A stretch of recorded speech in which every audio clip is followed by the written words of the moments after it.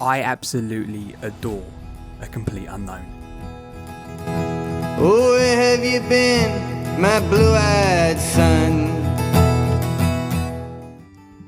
Directed by James Mangold, A Complete Unknown follows the early years of singer and songwriter Bob Dylan, played by Timothée Chalamet, as he circles around different bars and festivals, building his name and reputation as one of folk's all-time greats. In that attempt, he faces personal and career challenges, ones where he must decide whether to stick to his path to endure as a folk legend or create a new one by branching out of the genre to reinvent himself.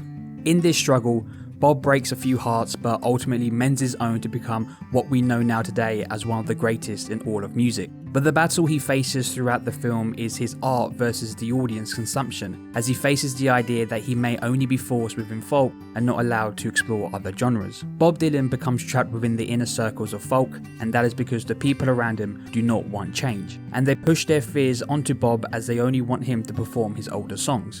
They just want me singing Blowing in the Wind for the rest of my goddamn life. But Bob refuses. He becomes determined to not be labelled as one thing, and begins to explore other genres. The idea of artists feeling chained to one type of creation is something that audience members will even recognise in today's time. For many artists, change can become scary. This is because they build an audience on a certain project, and that is what they become known for.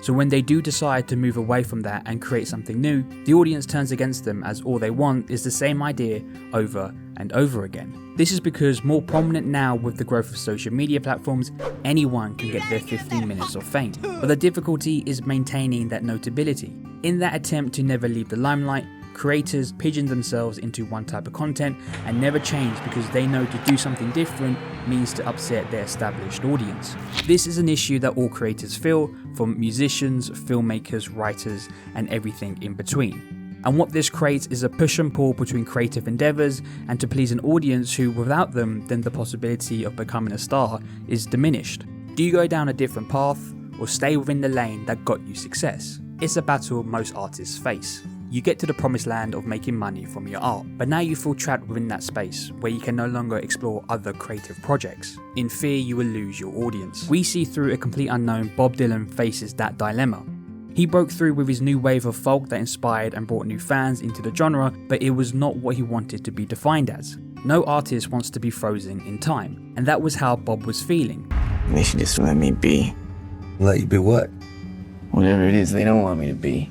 From his annoyance at executives pushing him to sing songs at events to avoiding his older songs on tour. Instead, we see Bob Dylan wanting to explore other genres and express himself in ways that the folk genre can no longer fulfill, and in that pursuit, he starts to alienate his fans and the close people around him. At this point, Bob Dylan's music becomes content for the people around him. There is a hot topic about art right now, with the idea that audiences do not want to be challenged. This is highlighted by the term of calling people's passion projects content, which insinuates art as something to stick on in the background and not focus on. This term has even caught the eye of one of cinema's greatest directors and art's greatest advocates, Martin Scorsese, who hears the word more as a business term that diminishes the importance of what people create. You still want people to be film directors, not content providers. No, yeah, the content means it's something you eat and you throw away. And is he wrong? This is added to the revelations that Netflix producers are mandating series showrunners to dumb down their programs and have their characters explicitly state what they are doing. This is to make sure audiences who play Netflix in the background do not have to pay full attention to understand what is going on. If that is the case, why continue to be different when the studios are explicitly telling us they don't want creativity?